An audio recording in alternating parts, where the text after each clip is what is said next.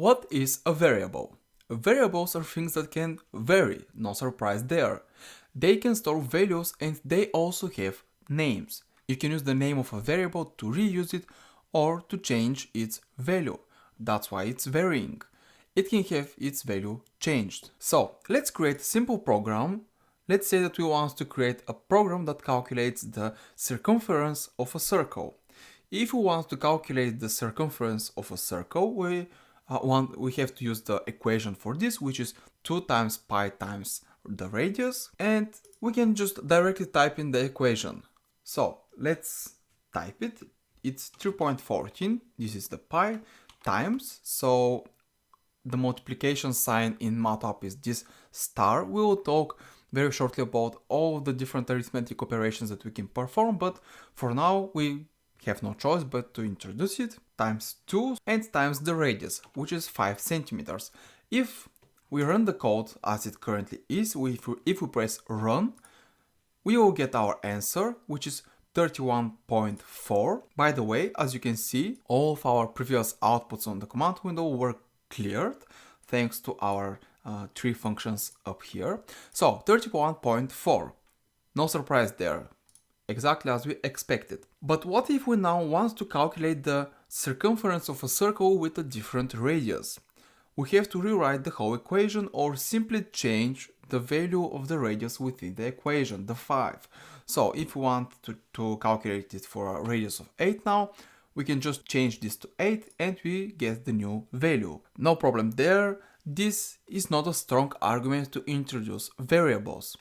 But what is a strong argument to introduce variables is if we now want to calculate the area along with the circumference of that circle.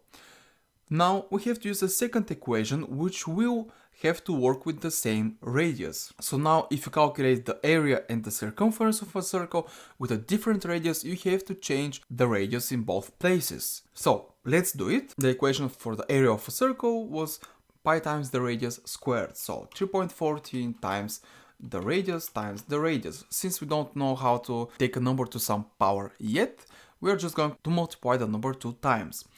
So if we run it, it works, we get our circumference, but if we want to change it for a different radius, now we have to change it in 3 different places. So what we can do is, it's much easier to just extract that value, that varying element of the equation, into a variable, and that will be our radius variable. Like I said in the beginning, a variable has a name and a value. The name of the radius variable will be radius and it will be equal to 8. To assign a value to a variable, we have to use the equal sign, which in this case is an operator to assign a value to a variable, and we gave it the value of our current radius. So if we run our code, it will not work yet. It will not work the way we want it to work, but I just want to show you something. I am now going to use my command window to check the value of my radius by simply typing the name of the variable. So radius 8. We can also see the radius down here in our workspace. It has a value of 8. This is how you can use the command window to quickly check something. This also illustrates that whenever you call this variable, its underlying value is what is actually going to be called. So this means that now we can substitute the variable in our equations, run our code, and these equations will calculate the area and the circumference with the value stored in our radius. So simply change the 8 with radius, the same thing down here in the other equation, radius, and if we run it again, we get the same values, but now if we want to calculate the area and the circumference for a different radius, we simply have to change the value just once in the variable. So if we change it to 2, we will get new values. If we change it to 50, we will get even bigger values. Now currently we only have our radius as a variable, but we can also save the output of our equations into variables simply by giving them some names. So here we can say circumference equals to this equation and area equals to this equation.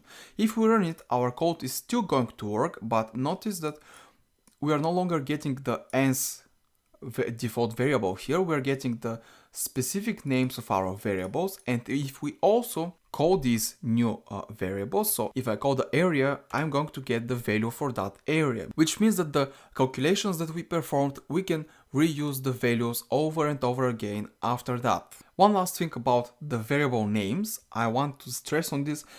The name of the variable needs to be very descriptive of this variable. Since we're currently working with a radius, that's why I named this variable radius. But I can change the name of this variable to pancakes and it's still going to work. Pancakes.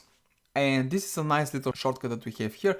If I press Shift Enter, all of the old variables will also get renamed. So Shift Enter.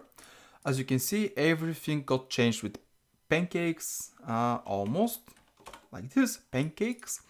If I run the code, it's still going to work. So generally, it really doesn't matter what names you give to your variables, but it's also always a good practice, a good quality code practice to use descriptive names. That way, when you go back to your code and you look at it, you know what is what.